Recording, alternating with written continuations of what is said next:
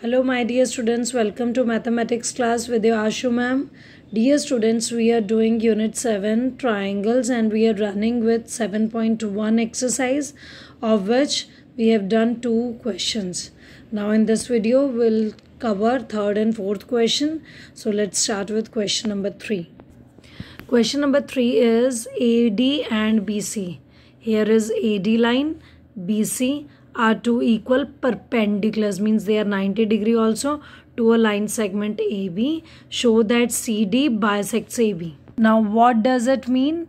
AD and BC are equal, so we will write in given, and they are perpendicular to a line AB, means AD is perpendicular to AB, means this angle is 90.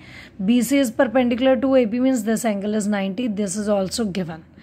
Now we have to prove that CD line, जब हम ये CD draw कर रहे हैं तो ये bisect कर रहा है हमारे AB को. AB के दो इक्वल पार्ट्स हो रहे हैं, ये हमें शो करना है. Means we have to prove OB is equal to OA और OA is equal to OB. तो हम देख रहे हैं कि ये जो OA और OB है ये दो ट्राइंगल्स के पार्ट बन रहे हैं. तो if I will prove these two triangles congruent, then by CPCT the two parts of these triangles will also become equal by CPCT. तो हमारा टारगेट रहेगा दोनों ट्राइंगल्स को कॉन्ग्रुएंट प्रूव करना. And I told you whenever we have to prove the two triangles congruent, तो हमें क्या होता है, हमेशा क्या होता है, दो चीज़ें गिवन में दी होती हैं जो हम यूज़ कर सकते हैं. So here I have shaded one triangle in red and other is blank. ठीक है, तो हम देख रहे हैं OA इधर ब्लैंक ट्राइंगल का है and OB is this. So we have taken in triangle OBC and AOD. OBC का कौन सा साइड है, BC, और AOB का AD. ये दोनों हमें गिवन है equal. BC is equal to AD and the reason is given. Now secondly, you can see this angle is 90, this angle is 90. So angle CBO is equal to angle DAO. DAO each 90. This is again given to us because they are perpendiculars. Now third thing क्या रह जाती है बेटा, in the question they have given us two lines. एक line AB की बात की है, एक लाइन ACD की बात की है उन्होंने कि ये दोनों लाइंस हैं एंड दे आर इंटरसेक्टिंग.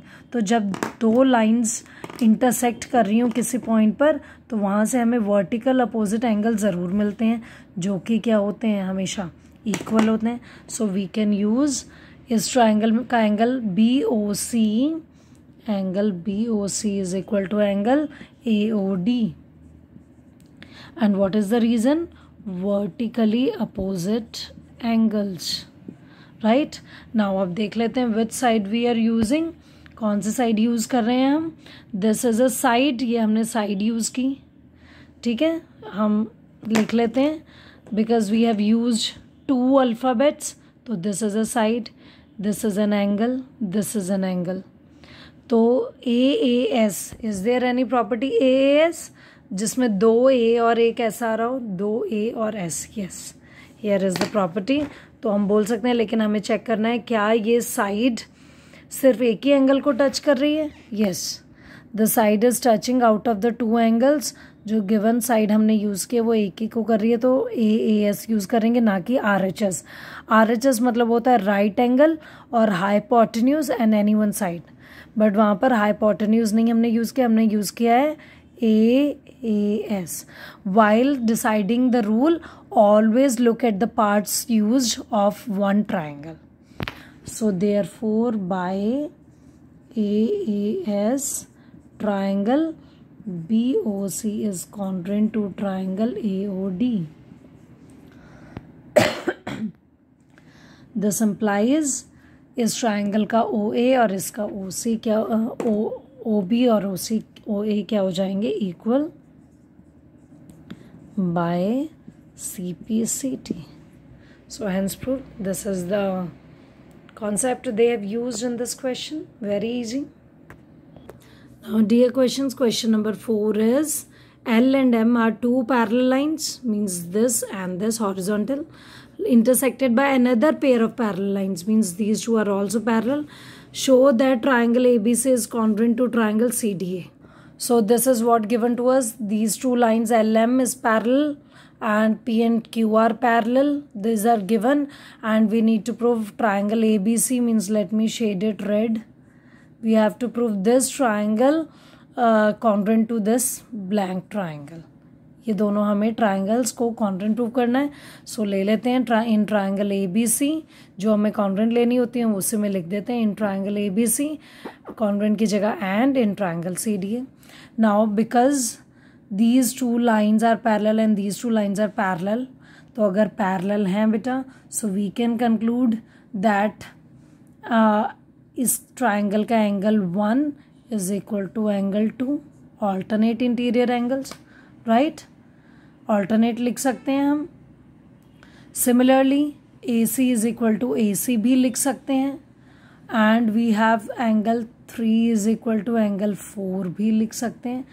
ये लेफ्ट में ये राइट में ऑल्टरनेट इंटीरियर, ये राइट में ये लेफ्ट में ऑल्टरनेट इंटीरियर, और AC दोनों ट्राइंगल्स को टच कर रहा है. Therefore let us write down. तो ये एंगल्स मार्क कर लेंगे फिगर में. Angle 1 2 3 4 we will write ABC का angle 2 is equal to CDA का angle 1. Alternate interior angles. Similarly ABC का angle 3 is equal to angle 4, again alternate interior angles. But before doing this, before writing this, let me take the common side.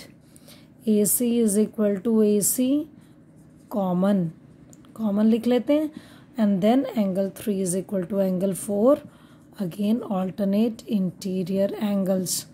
तो हमने कौन सा rule use किया है देख लेते हैं. We have used an angle, then we have used a side, then angle ASA. बाकी जो साइड है वो दोनों एंगल को टच होना चाहिए. तो देख लेते हैं. We have used these two angles. I told you while writing the rule हमें क्या चेक करना होता है, हमें सिर्फ एक ट्राइंगल के पार्ट्स देखना है. Like in this triangle we have used 2 angles and this line is touching angle 1 also, angle 4 also. तो we can say by ASA triangle ABC is congruent to triangle CDA, hence proved. So the solution to this question is very easy and this is your question number 4. So I hope it is clear to you. So dear students, note down all these questions and try the remaining questions yourself. Thank you.